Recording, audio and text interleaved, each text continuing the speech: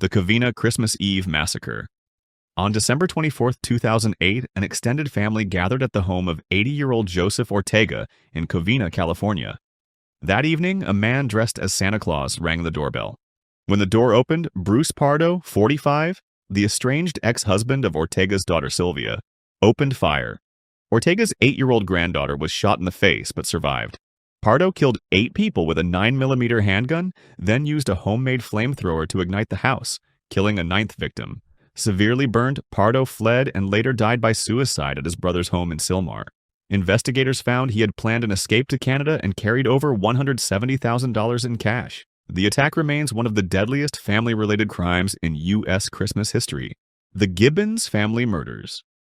On December 24, 1881, the quiet river town of Ashland, Kentucky, awoke to smoke pouring from the home of the Gibbons family.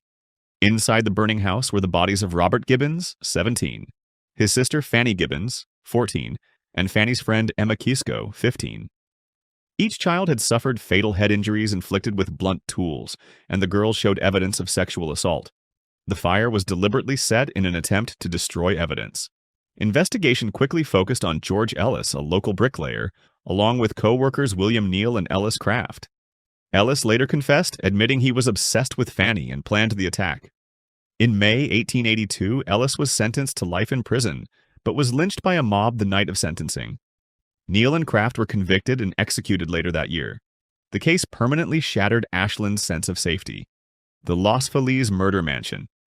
On the night of December 6, 1959, Dr. Harold Perelson, a 50-year-old physician, murdered his wife Lillian, 43, in their Feliz home while she slept, striking her repeatedly with a ball-peen hammer. He then attacked his 18-year-old daughter, Judy, who survived despite severe injuries and escaped to a neighbor's house. Perelson returned to the living room, where he drank muriatic acid and died by suicide. The home remained largely untouched for decades, still containing Christmas decorations, wrapped gifts, and visible bloodstains. Though sold multiple times, no one lived there full-time. The motive was never conclusively determined, though financial stress and mental illness were suspected. In 2016, the mansion was finally cleared and renovated, ending one of Los Angeles' most disturbing time capsules. The JonBenét Ramsey case. On December 26, 1996, 6-year-old JonBenét Ramsey was reported missing from her Boulder, Colorado home after her mother discovered a ransom note.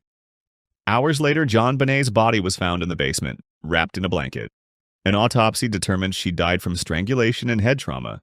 Despite intense investigation, no arrests were made. Media speculation heavily targeted her parents, John and Patsy Ramsey, and her older brother, though no evidence supported those claims. In 2008, the family was formally exonerated based on DNA evidence belonging to an unidentified male.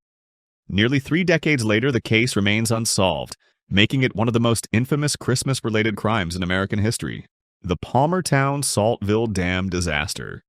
On Christmas Eve, December 24, 1924, residents of Palmertown in Saltville, Virginia, were preparing for the holiday when an industrial waste dam failed without warning. The dam released millions of gallons of alkali waste and muck, forming a wave nearly 100 feet high. Homes, businesses, and people were swept away. Dozens were killed, though the exact number was never confirmed. Survivors described a roaring wall of white sludge engulfing the towns. Some victims were found buried under hardened waste days later. Children were among the dead and injured. The disaster exposed severe negligence in industrial safety and remains one of Virginia's worst Christmas-time industrial tragedies. The Lawson family murders. On Christmas Day, December 25, 1929, Charles "Charlie" Lawson murdered his family near Germantown, North Carolina.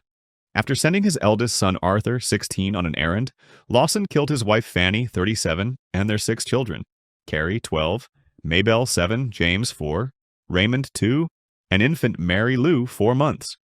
He used a shotgun and blunt force, then arranged the bodies outside the home before walking into nearby woods and killing himself.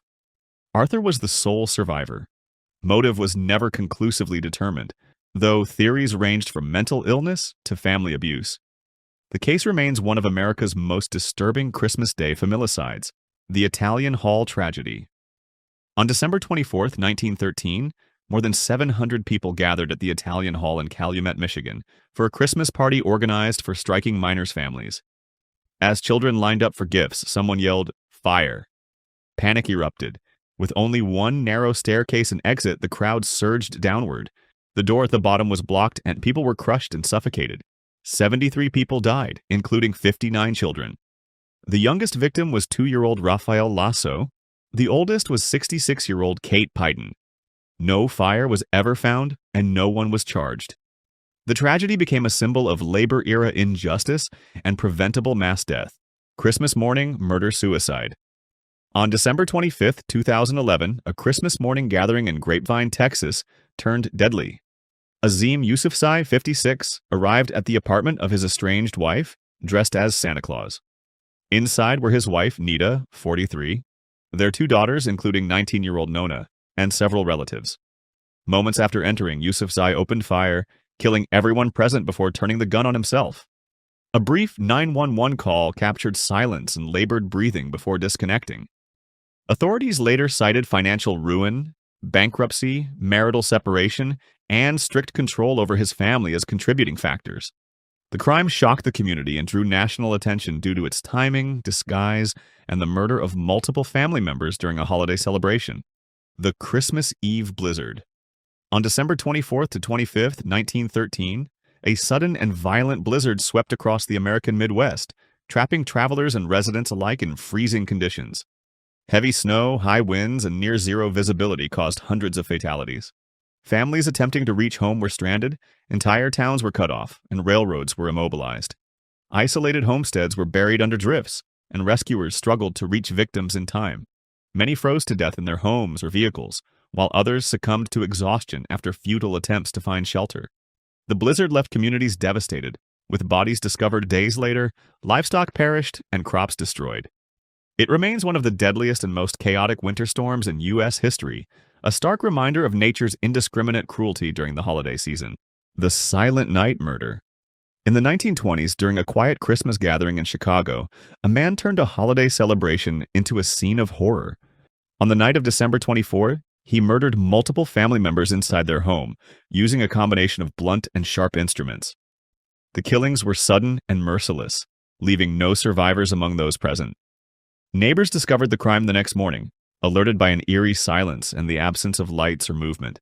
Investigators found signs of struggle and evidence of premeditation, but details on motive remained murky. The tragedy shocked the local community, instilling fear around what was supposed to be a peaceful and festive night.